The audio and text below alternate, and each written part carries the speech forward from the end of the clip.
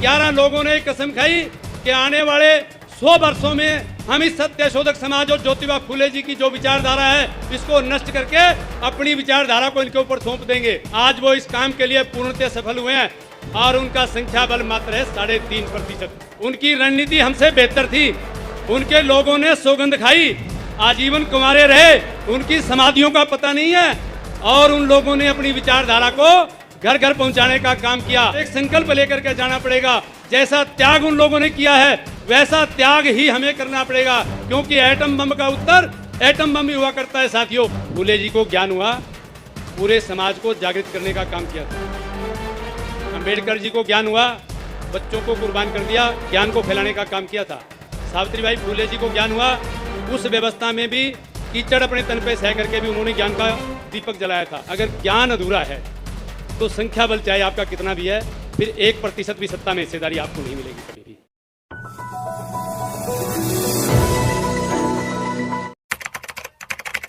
सत्यशोधक समाज के संस्थापक महात्मा ज्योतिबा फूले जी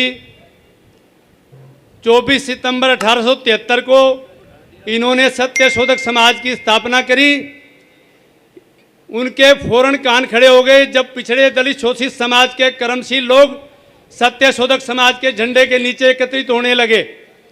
1875 में एक साधु महात्मा जी ने एक संगठन का गठन किया। मैं नाम नहीं लेना चाहता, मैं विस्तार में नहीं जाना चाहूँगा। इस सत्यशोधक समाज को काउंटर करने के लिए एक व्यक्ति ने रचना रची, 10 उसके सदस्य थे यानी कि शिष्य थे। इन 11 लोगों ने कसम खाई कि आने वाले 100 वर्षों में हम इस सत्यशोधक समाज और ज्योतिबा फूले जी की जो विचारधारा है इसको नष्ट करके अपनी विचारधारा को इनके ऊपर सौंप देंगे। साथियों, आज वो इस काम के लिए पूर्णतः सफल हुए हैं और उनका संख्या बल मात्र है 3.5%।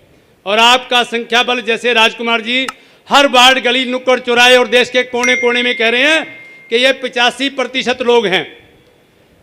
जीतती है कार्यशैली।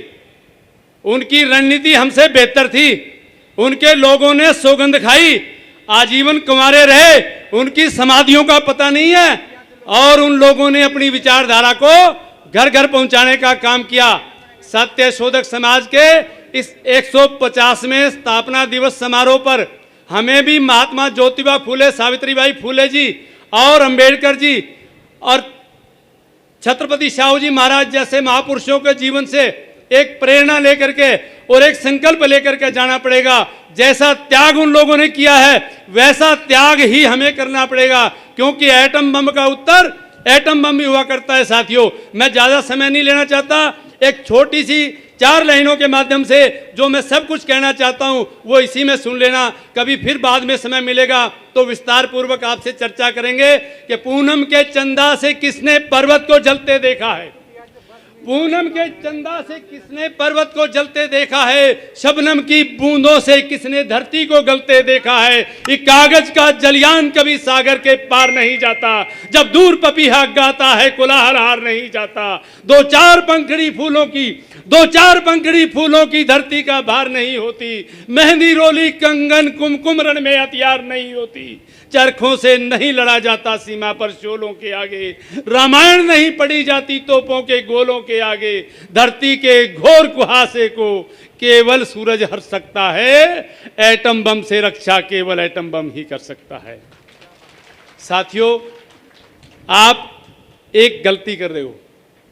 अधूरा ज्ञान हमेशा नुकसान पहुंचाता है। फूले जी को ज्ञान हुआ, पूरे समाज को जागृत करने का काम किया था।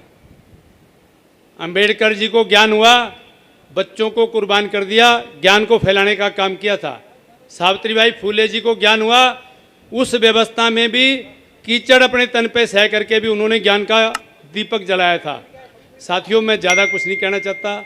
अगर ज्ञान अधूरा है तो संख्या बल चाहे आपका कितना भी है, फिर 1% भी सत्ता में हिस्सेदारी आपको नहीं मिलेगी कभी भी। आपकी रणनीति में खामी है और वो है ज्ञान की कमी, ज्ञान की भूख। ये पैसे की भूख जो हमारे बहुत बड़े बड़े उद्योगपति अपने आप को समझते हैं कि राजकुमार सैनी जी और इनके अनुयायी या ज्योतिबा फूले जी या अंबेडकर जी के जो अनुयायी हैं, आज हम जिन विचारधारा को लोगों के बीच में लेकर के जा रहे हैं, हमें सिरफिरे लोग कहा जाता है, हम पे ऐसी टिप्पणियां की जाती हैं। साथियों, अगर ज्ञान की भूख इस समाज को जाग जाए तो वो सब कुछ बचेगा जो अरबों खरबों कमाने के बाद आज अपने आप को आज जो सुरक्षित समझ रहे हो, ये एक कलम में छीना जाएगा। और सत्ता की चाबी अगर आपके हाथ में हुई तो फिर एक कलम से बना दिया जाएगा, जो आपने 50 वर्षों में अर्जित किया है। अंत में यही कहना चाहूंगा साथियों कि दिल लगी किसी से थी, दिल लगी किसी से थी, बस्तियां किसी की उजाड़ते रहे, आहट किसी से थी, बेवजह किसी पे दहाड़ते रहे, धूल तो चेहरे पर जमी थी यारो, हम तो यूं ही शीशा झाड़ते रहे।